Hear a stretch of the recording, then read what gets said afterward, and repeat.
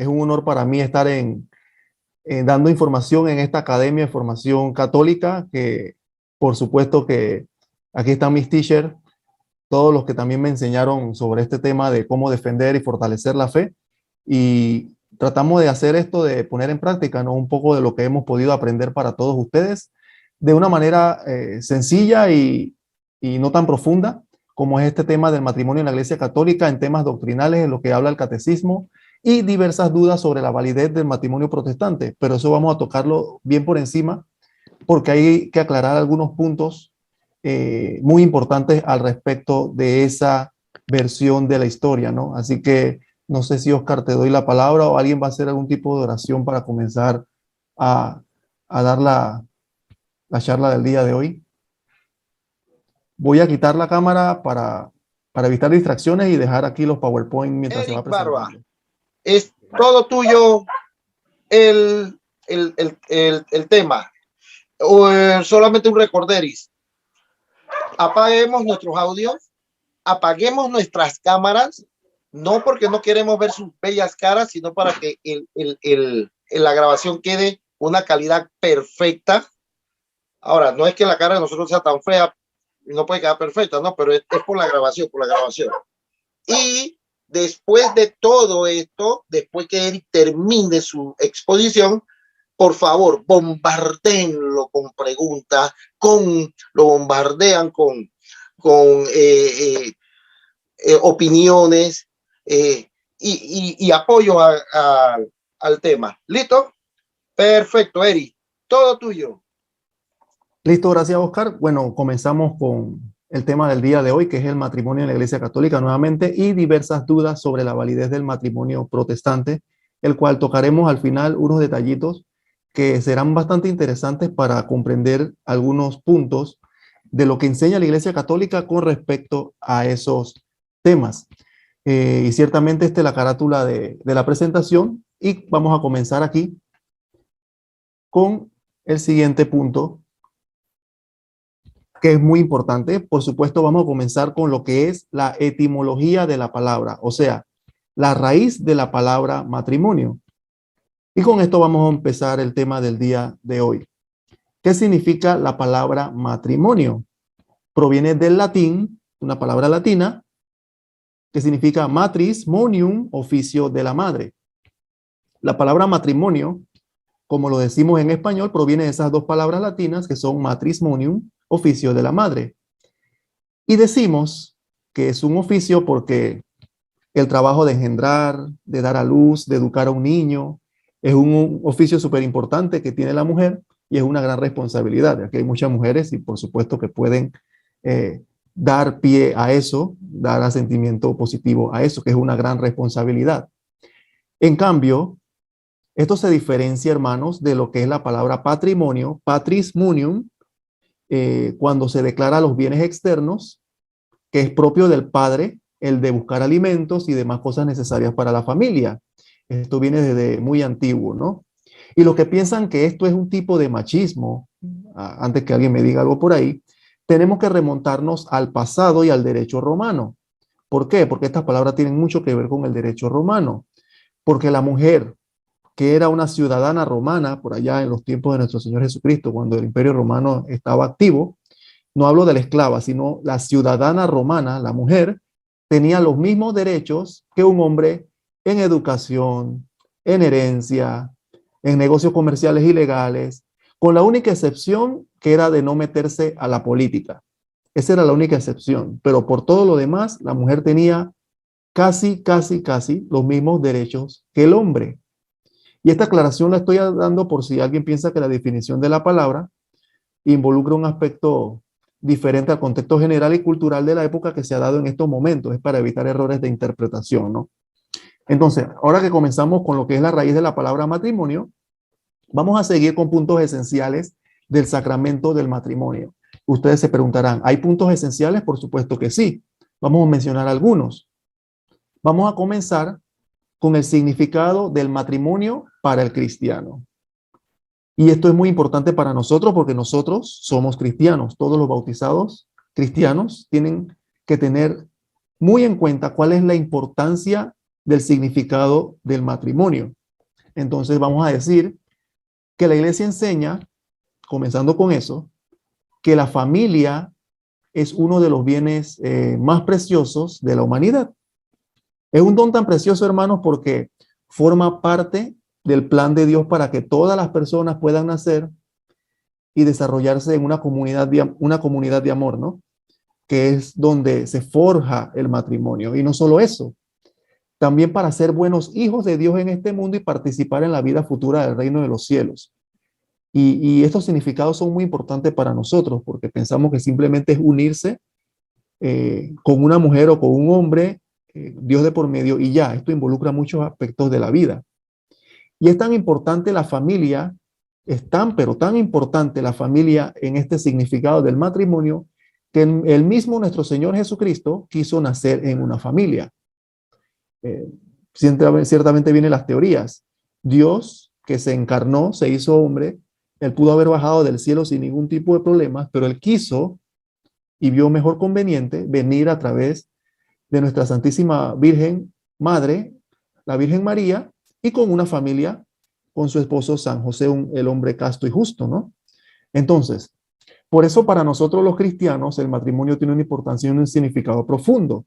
Y ese significado que estamos hablando ahorita mismo, tan profundo, lo vemos si tomamos en cuenta el aspecto teológico.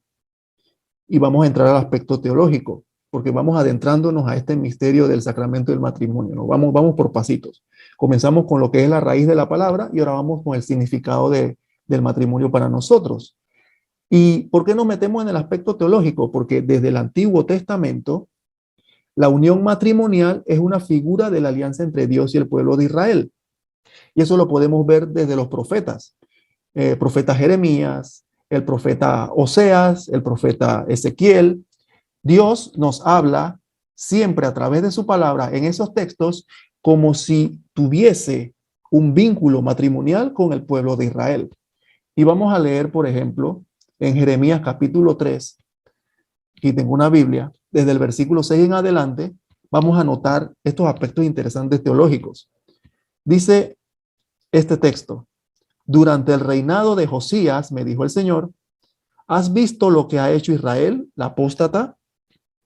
Se ha ido por todos los montes altos y se ha prostituido bajo todo árbol frondoso. Yo pensé que después de hacer todo esto volvería a mí, pero no volvió. Entonces su hermana Judá, la infiel, vio que a Israel, la apóstata, la había despedido yo por sus infidelidades, dándole el acta de divorcio. Con todo, Judá, la infiel, no temió, sino que fue y se prostituyó también ella. Y así con su facilidad para prostituirse, profanó el país, porque cometió adulterio contra la piedra y el leño. A pesar de todo, su hermana Judá, la infiel, no volvió a mí de todo corazón, sino de mentiras, oráculo del Señor. Dice hasta el versículo 10. Palabra del Señor, palabra de Dios, te alabamos, Señor. Entonces, aquí vemos desde el Antiguo Testamento cómo Dios nos muestra de una manera teológica que va formando su pueblo de un aspecto matrimonial. Él habla de la adúltera, de la infiel, acta de divorcio, habla como si el mismo Israel fuera la esposa de Dios. Y eso es muy importante. Y se preguntarán, ¿por qué habla Dios de esa manera? Porque el vínculo matrimonial del cual estamos hablando ahorita mismo, que es el sacramento del matrimonio, es una unión tan íntima, pero tan íntima, que el mismo Dios nos lo explica desde el Antiguo Testamento. El mismo Dios. Entonces, ese es en el Antiguo Testamento. En el Nuevo Testamento también se resalta aún más esa dignidad, porque se hace visible el misterio que representa y une a Cristo con la iglesia. Y eso lo vemos en Efesios capítulo 5, que también voy a leer por aquí. En Efesios capítulo 5, nuestro Señor Jesucristo tiene una unión íntima con la iglesia, tal cual un matrimonio, una unión inseparable. Y el apóstol Pablo nos lo explica. Dice capítulo 5 de Efesios, versículo 22 en adelante. Las mujeres deben respetar a los maridos como al Señor, porque el marido es cabeza de la mujer, como Cristo es cabeza y salvador de la iglesia, que es su cuerpo. Así como la iglesia se somete a Cristo, De la misma manera, las mujeres deben respetar en todo a los maridos.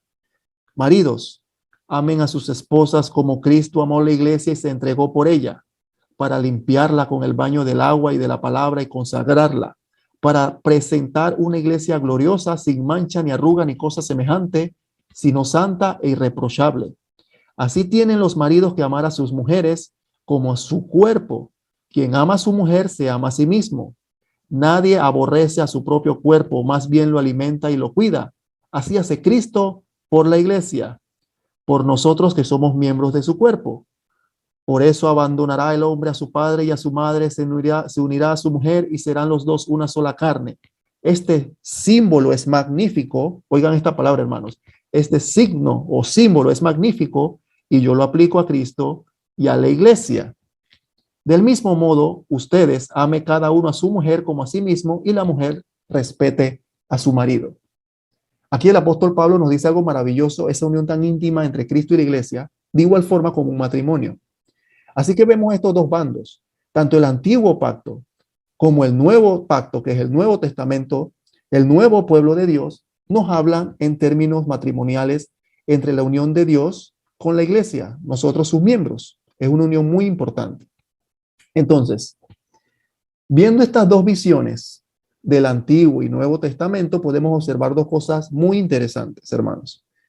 Uno, vimos cómo el pueblo de Israel que se prostituyó fue infiel a Dios. Dice Dios que le daba un acta de divorcio y aún así siguió siendo el pueblo de Dios, no dejó de ser su pueblo hasta que vino el nuevo pacto.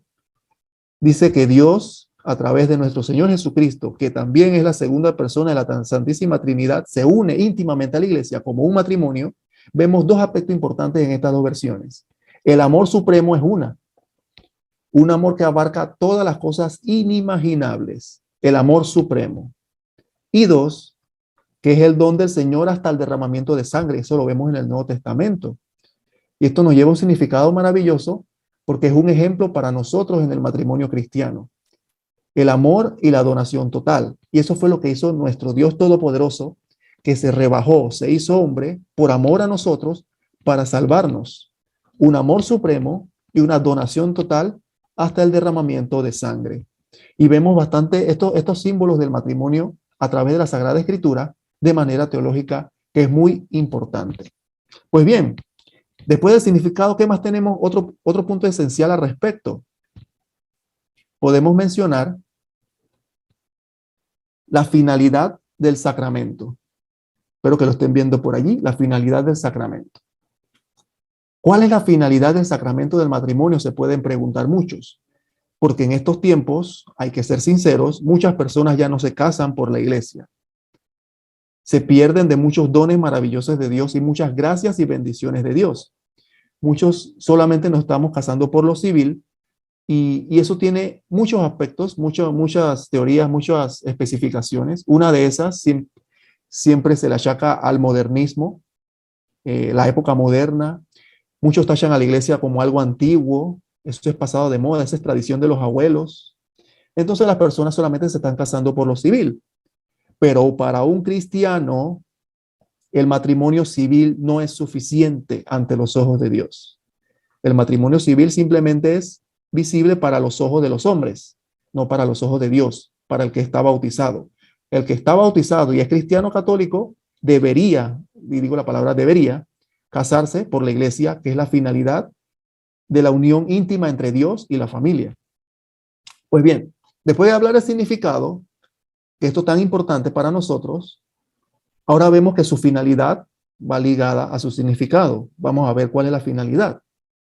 Podemos mencionar que la finalidad del matrimonio es el amor y la ayuda mutua, la procreación y la educación de los hijos. Son tres cosas importantes. Puedan ver más, personas pueden dar más tipos de finalidades, pero vamos a dar estas tres. El amor y la ayuda mutua, la procreación y la educación de los hijos. Y viviendo en una comunidad de amor cristiano, confiamos en que podemos de esta manera difundir el reino de Dios. Esto es muy importante. E incrementar ese rebaño de Cristo, dando nuevos cristianos a la iglesia.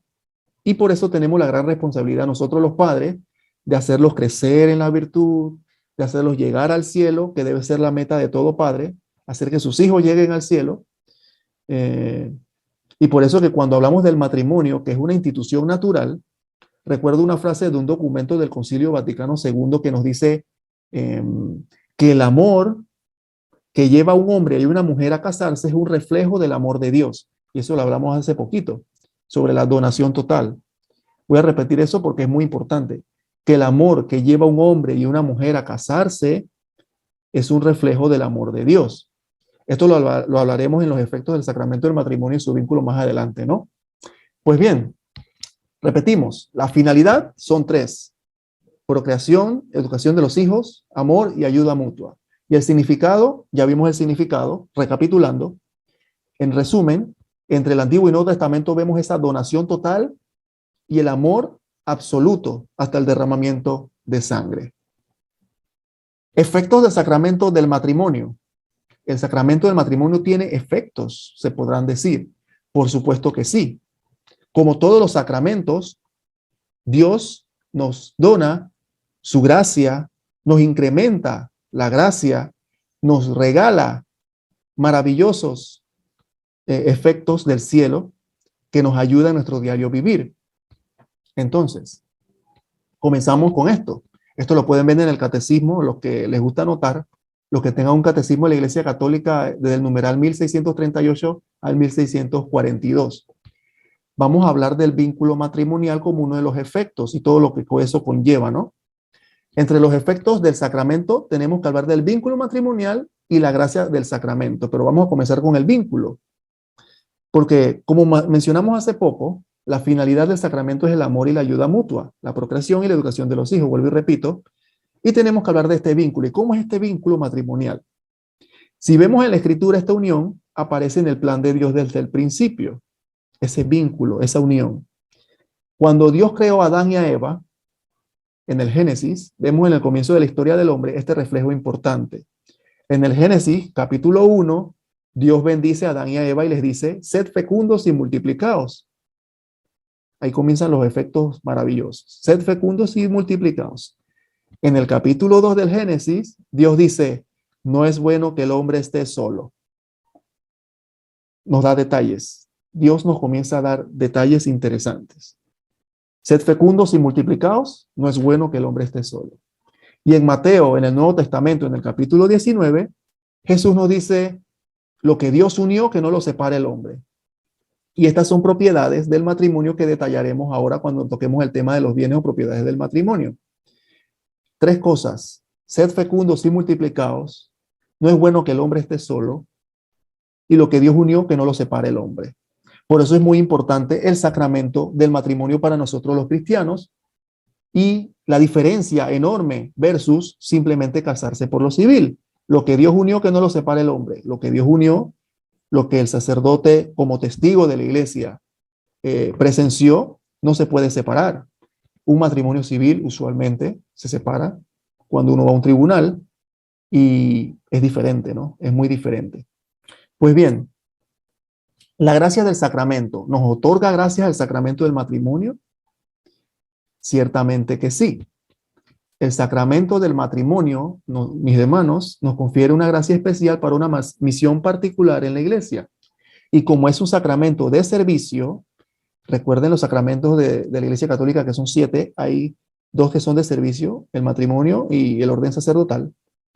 El matrimonio es un sacramento de servicio. Nos contribuye especialmente a la unión eclesial y a la salvación de los demás. Y yo me preguntaba también, ¿yo, casado, el sacramento del matrimonio nos ayuda a salvar a los demás?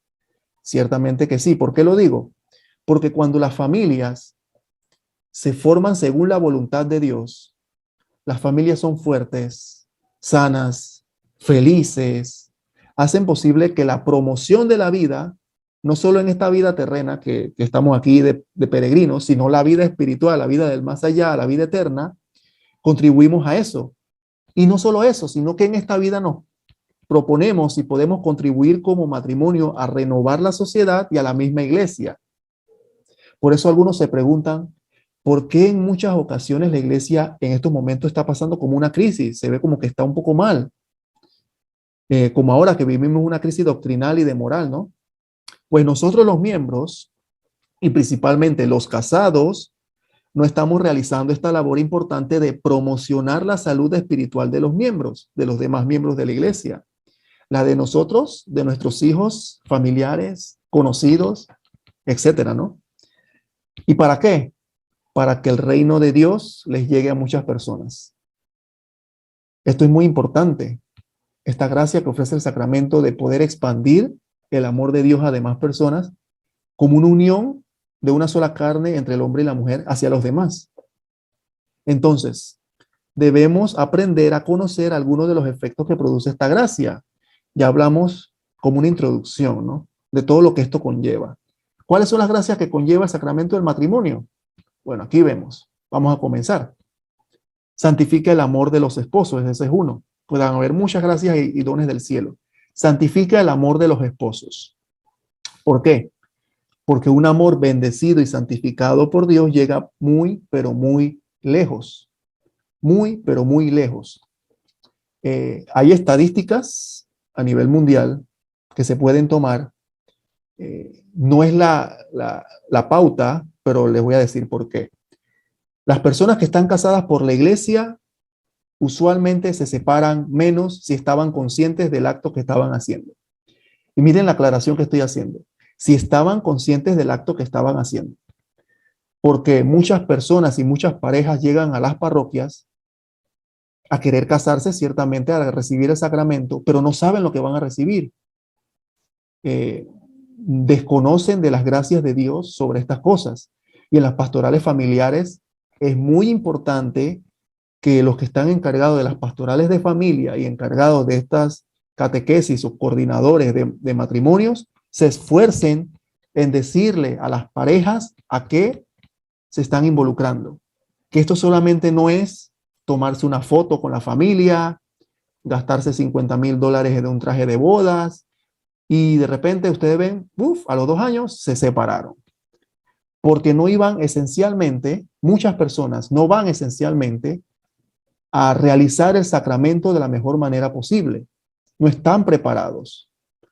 Entonces se toma el sacramento del matrimonio como una tradición social, como que yo me tomo las fotos, voy a la iglesia, muy bonito todo, pero no estoy consciente de las gracias de Dios que estoy realizando.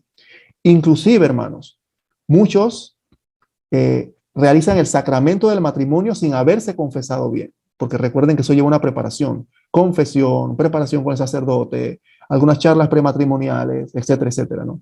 Y muchos reciben el sacramento, o mejor dicho, realizan el sacramento y no reciben las gracias de Dios como esta, que santifica el amor de los esposos, porque no realizaron el sacramento de acuerdo a la voluntad de Dios y no estaban preparados su alma y su conciencia. Por eso que muchas personas no reciben las gracias de Dios, pero muchos sí son testimonio de que sí reciben las gracias de Dios. Otro de los efectos, nos ayuda a soportar las debilidades del otro. Esto es un caso muy común de personas que se separan, ¿no? No se aguantan las peleas unos meses o algunas vicisitudes, algunos problemas familiares, económicos, etcétera, se separaron, no aguantan más. La gracia del sacramento, bien preparado, bien administrado, bien recibido, nos ayuda a soportar las debilidades del otro. Y no solamente de nuestra pareja, de las familias, de la familia de la pareja, de nosotros mismos, paciencia, crecemos en la virtud. Todo eso nos ayuda a Dios. Y por supuesto, acompañado de todo esto, del sacramento de la Eucaristía que nos alimenta esa vida espiritual y nos da la fuerza para seguir adelante y soportar todas estas calamidades de la vida que nos pasan a menudo, ¿no? ¿Qué otro efecto tenemos? Nos permite criar a los hijos en el temor de Dios. Y lo de ayuda a soportar las debilidades del otro quería decir que el esposo y la esposa deben ser pacientes con los defectos, malos hábitos, perdonarse y ayudarse mutuamente para superarlos, no simplemente que sea parte de uno. Y cuando no exista algún riesgo extremo en una situación irregular, donde la iglesia recomienda hasta un espacio de separación, óigase bien, la iglesia recomienda un espacio de separación, un espacio no temporal para resolucionar los problemas. para dirigir, para evitar algún peligro, ¿no? Entonces, nos permite criar a nuestros hijos. ¿De qué manera? Nos ayuda a nosotros los padres para aconsejar y dirigir a nuestros hijos y para advertirles contra todo lo malo. Nos da la fuerza para eso. Somos como perseverantes en eso. Y una pareja de esposos que están en gracia y se dejan llevar por el Espíritu Santo, con esa gracia especial, hermanos, que Dios nos otorga, o sea, a la pareja, nos permite realizar esta tarea de una buena manera, de criar a los hijos en el temor de Dios, crecer en virtudes. Seguimos. Vamos a seguir aquí. Seguimos con el siguiente punto, hermanos. Después de ver los efectos del matrimonio, las propiedades del matrimonio. ¿Qué es eso de las propiedades? Bueno, vamos a ver cuáles son las propiedades. Las propiedades del matrimonio son 4, principalmente, que nos muestra el Catecismo de la Iglesia Católica desde los numerales 1643 hasta el 54. 1643 hasta el 1654. 4 propiedades muy importantes: la unidad, la indisolubilidad, fidelidad y apertura a la fecundidad.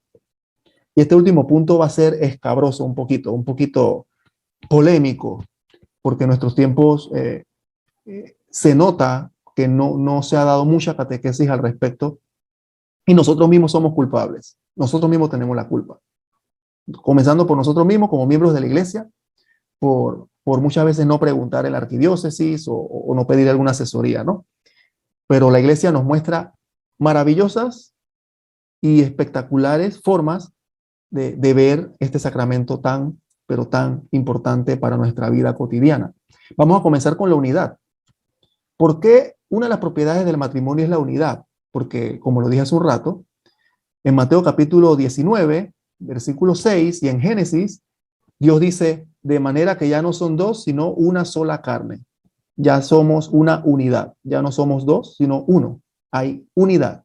Así como vimos Cristo en la iglesia, hay unidad. No se puede separar Cristo, cabeza, de los miembros, que somos su cuerpo, la iglesia. Por eso es muy importante cuando dicen, de manera apologética, un punto y aparte, un paréntesis, cuando dicen Cristo sí, iglesia no.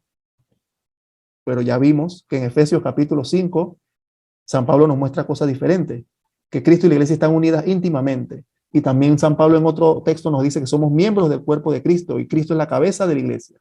Por ende, no se puede cortar la cabeza y dejar el cuerpo solo, ni dejar la cabeza sola y desechar el cuerpo. Muy importante eso, ¿no? Hay unidad. La otra propiedad es la indisolubilidad. ¿Qué significa eso? O en buen español, que el matrimonio es para toda la vida. Es indisoluble, no se puede disolver. Muchos han escuchado de repente que han declarado un matrimonio nulo en la iglesia. En la iglesia se declaran matrimonios nulos, o sea que nunca ocurrió. Muy diferente a divorcios o que se pueda disolver. En la iglesia el sacramento es indisoluble, no se puede eliminar. Entonces, no puede romperse a excepción, por supuesto, de la muerte del esposo o de la esposa. Por eso dice hasta que la muerte los separe, ¿no? Como bien se dice por ahí.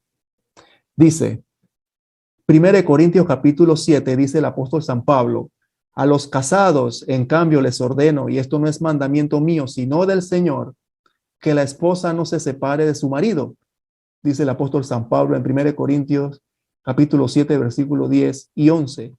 Si se separa, que no vuelva a casarse. Interesante. Que la esposa no se separe del marido. Y si se separa, que no vuelva a casarse o que se reconcilie con su esposo y que tampoco el marido abandone a su mujer. Dice el apóstol de los gentiles en 1 Corintios capítulo 7, versículo 10 y 11, inspirado por el Espíritu Santo. Muy importante eso.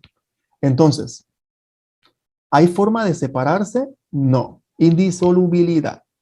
Seguimos con la tercera propiedad, que es la fidelidad. ¿Qué quiere decir esto? Que esa unidad también debe crecer en mente, en cuerpo y en alma. Y esto abarca la fidelidad, porque si ya no son dos, como dije hace un rato, si ya no son dos, sino una sola carne los esposos, están llamados a crecer continuamente en su comunión a través de la fidelidad.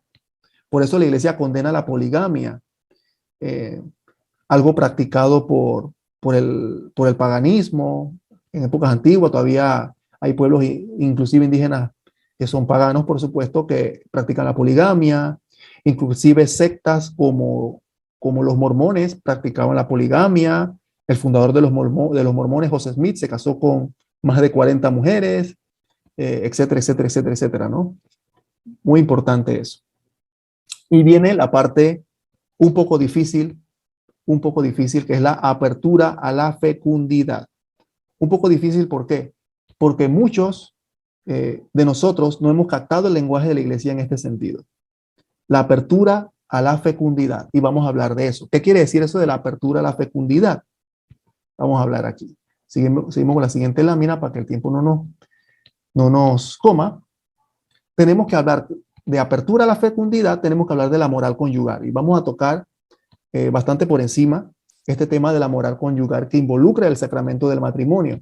Esto abarca solo este tema de la moral conyugal una conferencia entera, porque hay muchos aspectos que hay que tomar en cuenta, pero vamos a resumirlo de la mejor manera posible para que se pueda entender. Para que el sacramento del matrimonio, que Dios nos otorga las gracias necesarias para vivir este tipo de vida, tenemos que pulir las virtudes. Eso es una de las cosas. Pulir las virtudes, o sea, crecer en la virtud. ¿Por qué? Porque si no crecemos en la virtud, nos estancamos nuestra forma de actuar espiritual. Y recuerden que la iglesia, como madre y maestra y custodia de la verdad, recuerden, Jesucristo es el camino, la verdad y la vida. La iglesia es columna y baluarte de la verdad, custodia esa verdad.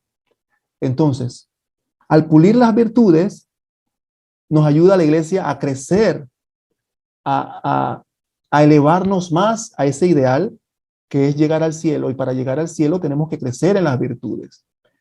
¿Y cuáles tipos de virtudes? Por ejemplo, el dominio de sí mismo, seguir la ley divina, por otros aspectos también relacionados a eso, ¿no? Entonces, ¿qué quiere decir eso?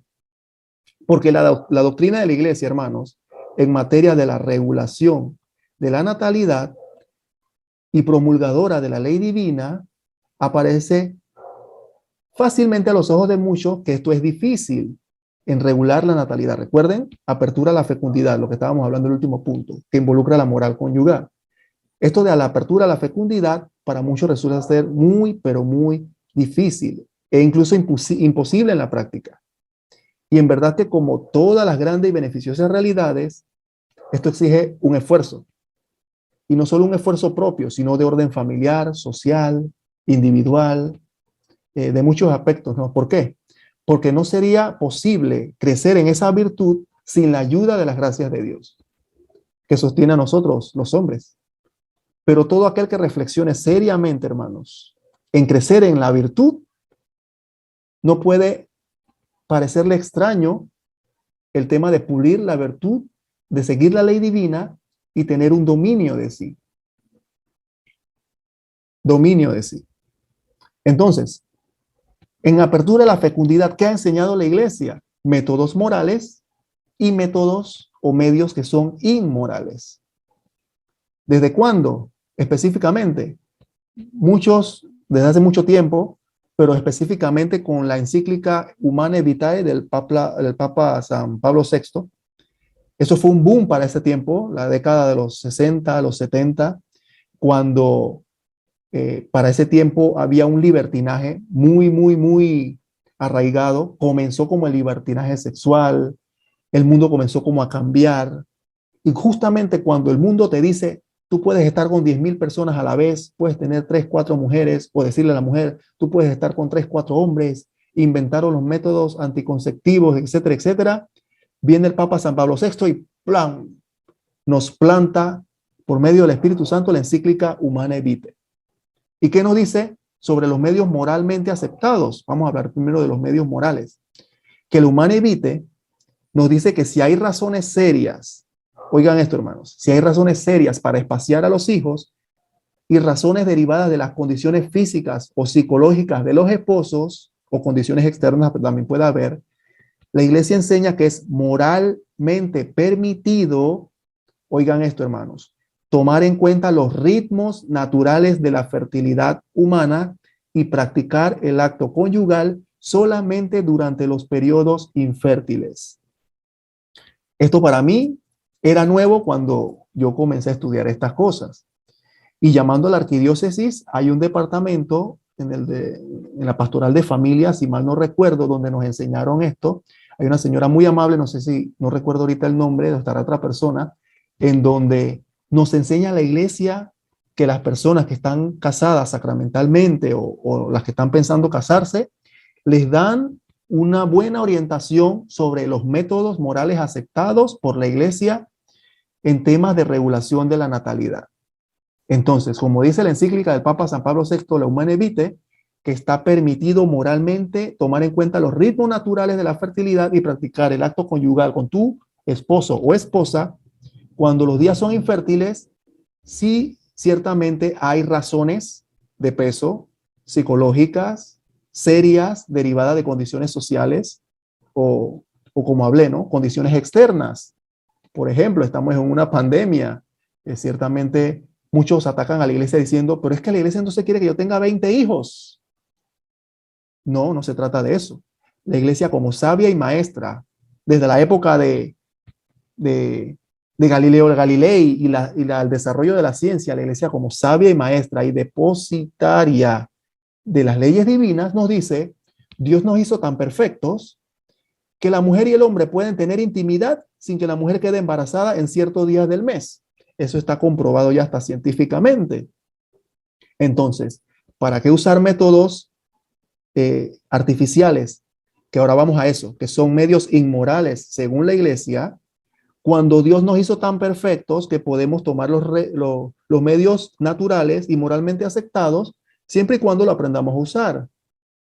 Y muchos dicen, pero entonces, ¿qué va a pasar? Y si un día yo quiero y mi esposa no quiere, bueno, ahí vemos pulir las virtudes. Saltamos al primer punto, pulir las virtudes. Esto es muy importante, porque si no pulimos las virtudes, nos quedamos en este mundo terreno. Si queremos llegar al cielo, tenemos que pulir las virtudes. Y una de las virtudes que podemos pulir es el dominio de sí. Como nos enseñaban las abuelas, los abuelos. Nosotros no somos perritos para andar sin sentido, haciendo las cosas así porque sí. Nosotros tenemos voluntad, tenemos inteligencia, tenemos libre albedrío, sí, pero tenemos voluntad e inteligencia y podemos dominar nuestros instintos. Somos seres racionales. Pero si dejamos que nuestros instintos nos dominen, qué difícil entonces. ¿Cómo queremos llegar al cielo si llegando al cielo tenemos que ser perfectos? Dice nuestro Señor, ser perfectos como nuestro Padre Celestial es perfecto. Y no tener dominio de sí es una imperfección. Es muy importante cómo se involucra todo esto, ¿no? En el aspecto espiritual. Por eso que el sacramento del matrimonio es pero tan importante. Pues bien, métodos moralmente aceptados, continencia periódica y recursos moralmente aceptados.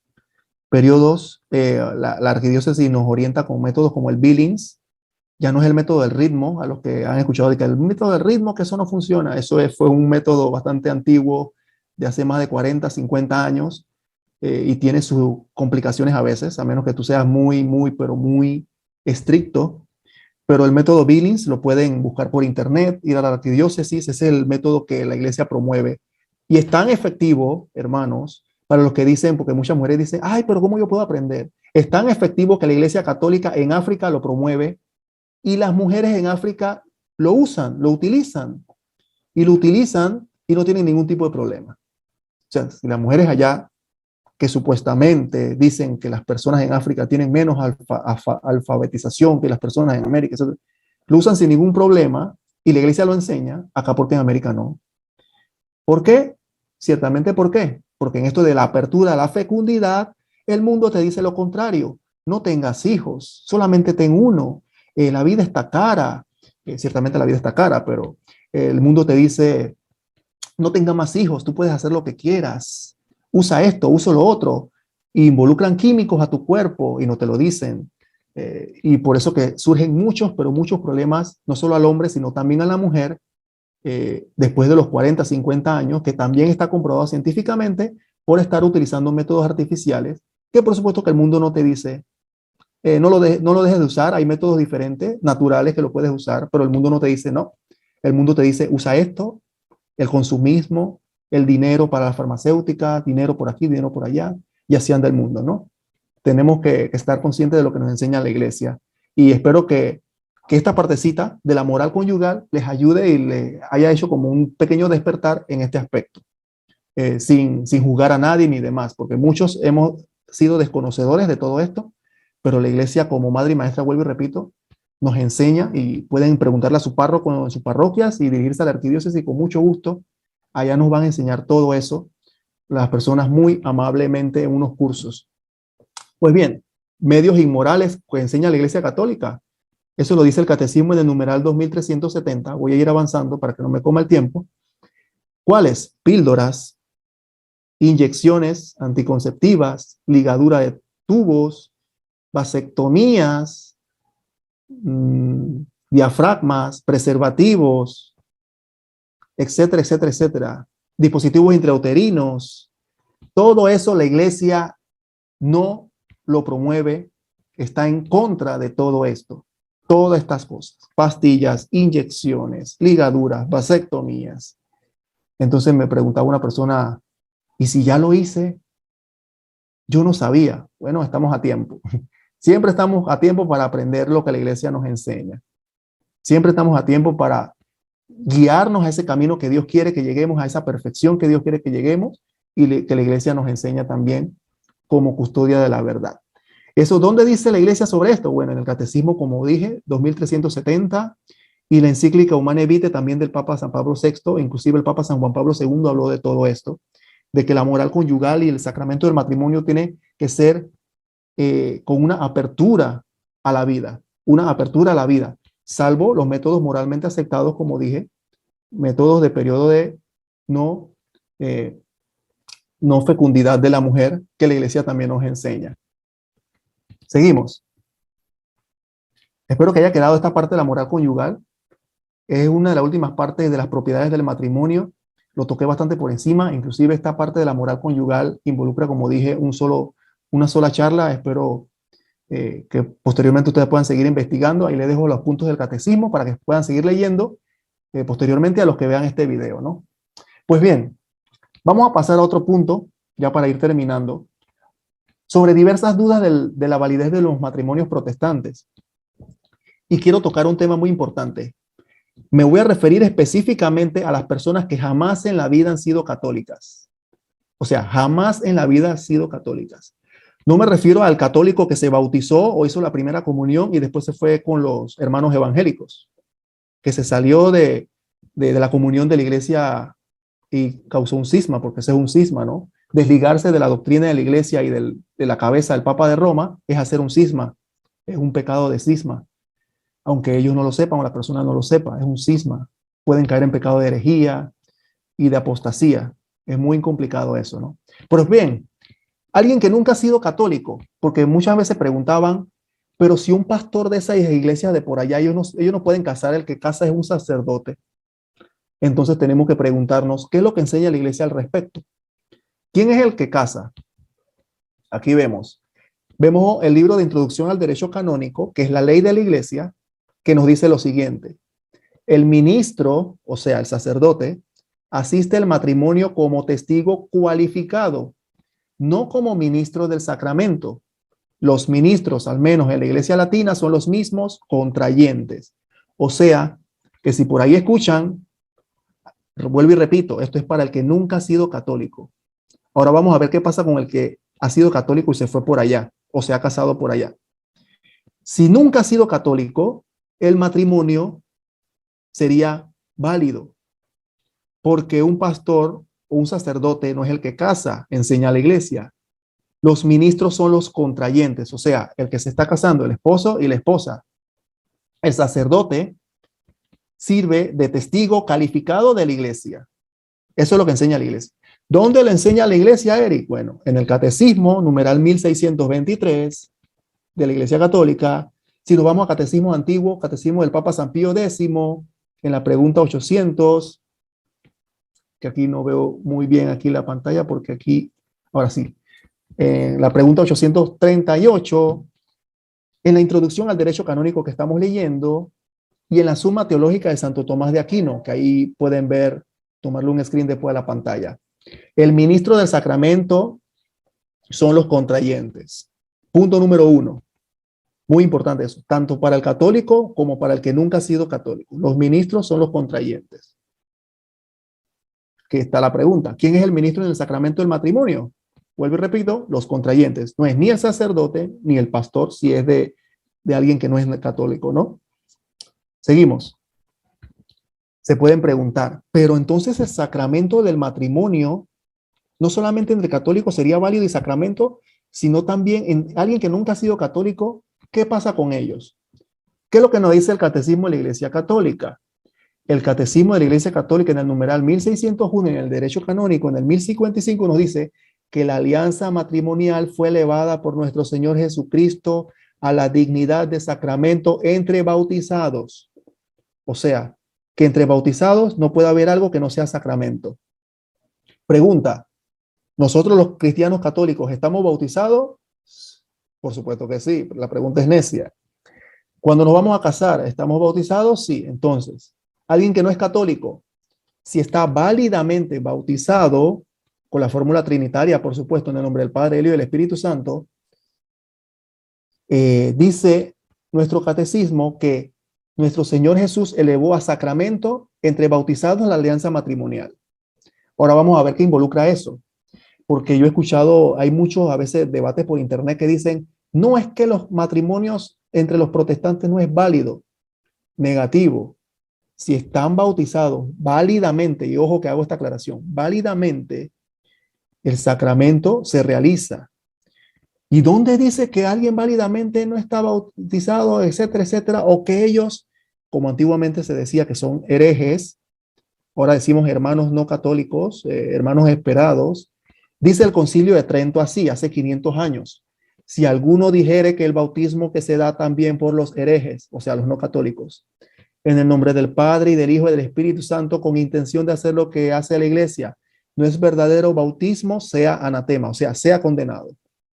Aquí el Concilio de Trento nos dijo claramente, el que diga que el bautismo, por ejemplo, de un hermano o un primo que es evangélico y nunca ha sido católico y se bautizó con el nombre del Padre, del Hijo y del Espíritu Santo y se está casando por allá con su pareja que también se bautizó, diga que ese bautismo no es válido, ahí está cayendo en una condenación del Concilio de Trento. Muy interesante. Entonces, aquí vemos el primer punto. ¿Alguien que no es católico se puede bautizar? Sí. ¿Está válidamente bautizado? Sí. Si se casa, si tiene el vínculo matrimonial que quiere realizar y se casa con otra persona bautizada, se realiza sacramento. ¿Dónde lo dice? Porque la Iglesia enseña que el que está bautizado válidamente, tiene un bautismo válidamente, el bautismo se realiza, el sacramento de matrimonio se realiza entre bautizados y fue elevado como sacramento por el Señor. Ciertamente, si esa persona se regresa a la Iglesia católica, la Iglesia fundada por Cristo, y nunca había sido católico, bueno, eso conlleva un proceso, ¿no? Un proceso de aceptación, una entrevista con el párroco para verificar esto y lo que ello, ¿no? Seguimos. Entonces me pueden preguntar, pero si alguien no es católico, ¿no debe casarse por un sacerdote en la Iglesia católica para que sea válido? La respuesta es no. ¿Dónde lo enseña la Iglesia católica? Aquí en el Código de Derecho Canónico, en la ley de la Iglesia.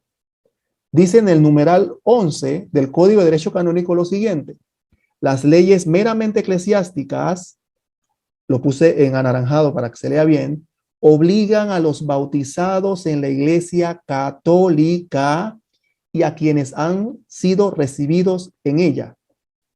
Aquí está.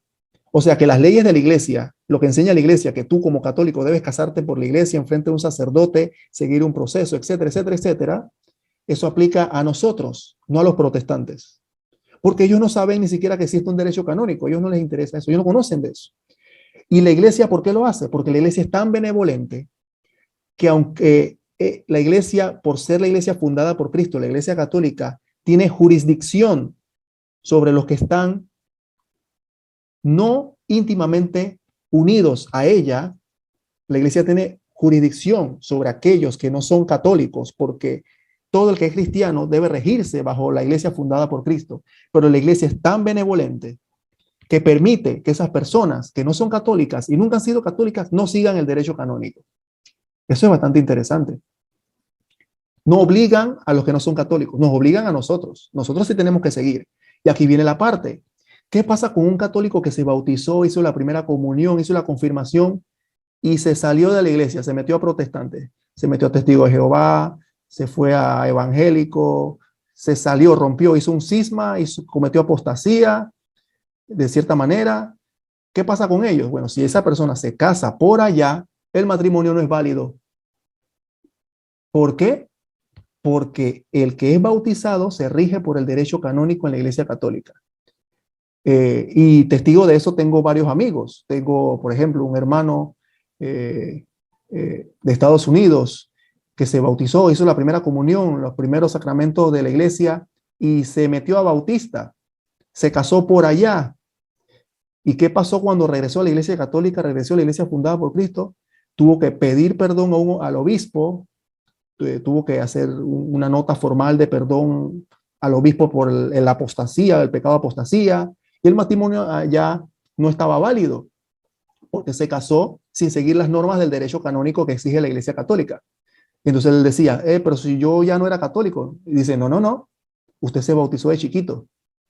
El sacramento del bautismo no se borra, te marca, te da una marca indeleble para toda la existencia, toda la vida. Usted, simplemente por querer irse de la iglesia católica, eso no implica de que usted no deba seguir el derecho canónico. Ahora que regresó, le decimos que siga el derecho canónico. Eso fue lo que le pasó a un hermano de Estados Unidos entre casos similares, ¿no? Tuvo que seguir un proceso, pedir perdón al obispo, vuelvo y repito, y después de convalidar todas esas cosas y de entrevistas y de todas las situaciones que tuvieron que pasar, le convalidaron después el matrimonio que habían hecho allá. ¿Por qué? Porque la esposa nunca había sido católica. Y recuerden que la iglesia católica permite que un católico se case con alguien no católico, pero siguiendo las normas del derecho canónico. O sea que él se pudo haber casado con la persona que era bautista, su esposa, pero debió seguir las normas que enseña la iglesia católica, no hacer lo que le dio la gana e irse por allá a casarse con un pastor ni nada de eso. Así que por eso le pasó todo lo que le pasó. Eso lo digo para que más o menos veamos que hay diferentes tipos de aristas y detalles, ¿no? Dependiendo de cada caso. Entonces, ¿es verdad que eso lo enseñan ahora? ¿Es algo nuevo después del Concilio Vaticano II, que alguien que no es católico debe seguir el derecho, no está obligado a seguir el derecho canónico? Pues aquí vemos el derecho canónico de 1917, el anterior al nuevo. Dice en el numeral 1099 que los acatólicos, o sea, los que no son católicos, si contraen matrimonio entre sí, en ninguna parte están obligados a observar la forma católica del matrimonio. Esto lo enseña la Iglesia Católica desde hace tiempo. O sea que no es nada nuevo, porque muchos también critican, es que eso de la Iglesia lo inventó hace 40 años para acá. Negativo. La Iglesia lo tiene 1917, inclusive un poquito antes. Vamos a ver ahora, con el Papa Benedicto 15, que los que no son católicos en ninguna parte están obligados a observar la forma católica del matrimonio.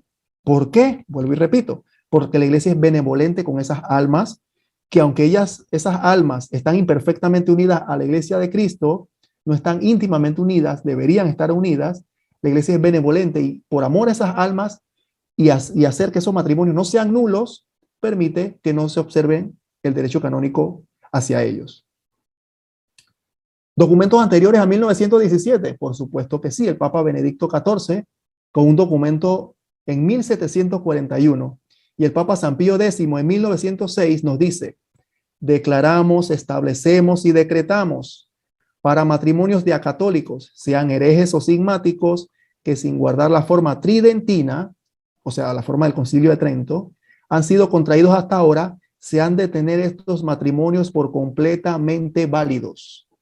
Así lo enseña la iglesia, que esos matrimonios son válidos, son sacramento, si la persona está válidamente bautizada, por supuesto, ¿no? Son válidos. ¿Y por qué? Se pueden preguntar. ¿Por qué la iglesia hizo esto? San Pío X y Benedicto XIV estaban para ese tiempo hablando a la Alemania protestante y a la Holanda protestante. ¿Y qué pasó en ese tiempo? Se estaban dando muchos matrimonios secretos, muchos matrimonios clandestinos. Y cuando esas personas regresaban a la iglesia católica después de haber apostatado de la fe, se formaba un problema muy grande en los tribunales eclesiásticos. se formaba un problema muy grande. Entonces la iglesia no sabía qué hacer. La iglesia que no tenía forma de tener un testigo que hubiera dicho, mira, yo vi que esa gente se casó válidamente, o este está bien bautizado, o el otro no está bien bautizado. Para evitar ese problema, la iglesia estableció estos parámetros para que esas personas que no son católicas, cuando regresen a la iglesia católica, Dios les dé ese don de pertenecer a la iglesia fundada por Cristo plenamente, se han de tener esos matrimonios válidos, dicen que son válidos, y así pasan menos problemas los tribunales eclesiásticos a la hora de hacer las entrevistas. Vuelvo y repito, doy ese ejemplo del hermano de Estados Unidos. La esposa era bautista, cuando regresó a la iglesia católica y se hizo católica, no tuvo tantos problemas porque estaba válidamente bautizada y se siguió un proceso que es más fácil así. Es más fácil así. Seguimos. ¿Dónde enseña más la iglesia católica esto?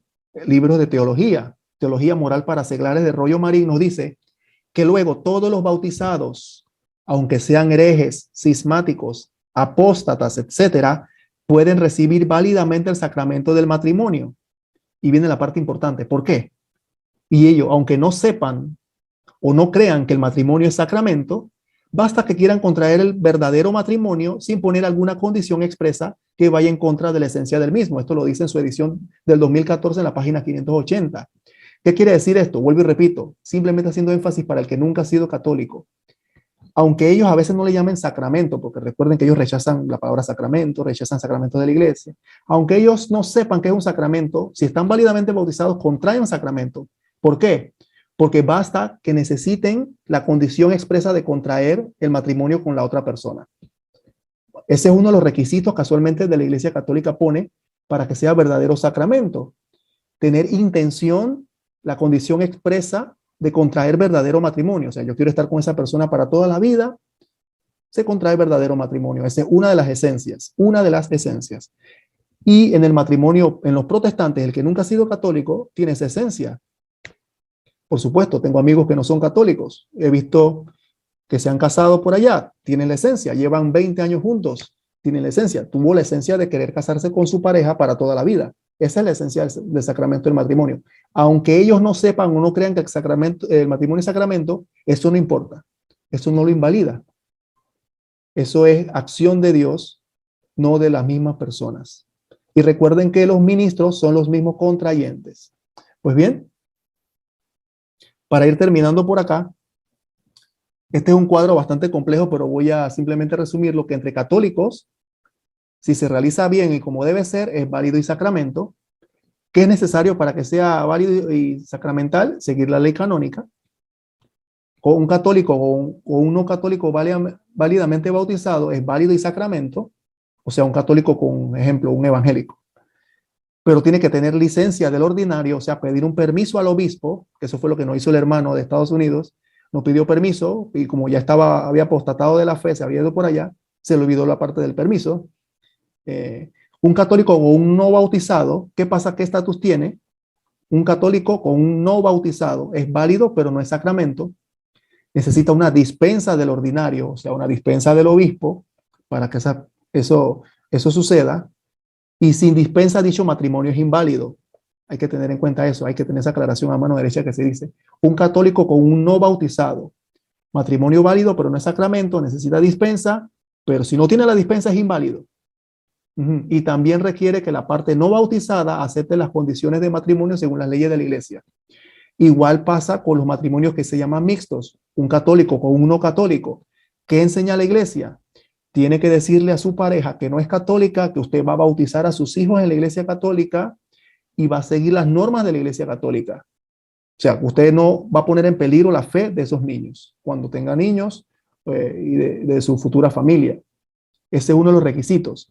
Si la persona se niega a seguir las leyes de la iglesia, bueno, habría que ver qué sucede, qué acción se toma en temas de la coordinación de pastoral y demás, ¿no? Eso sería cada tema diferente.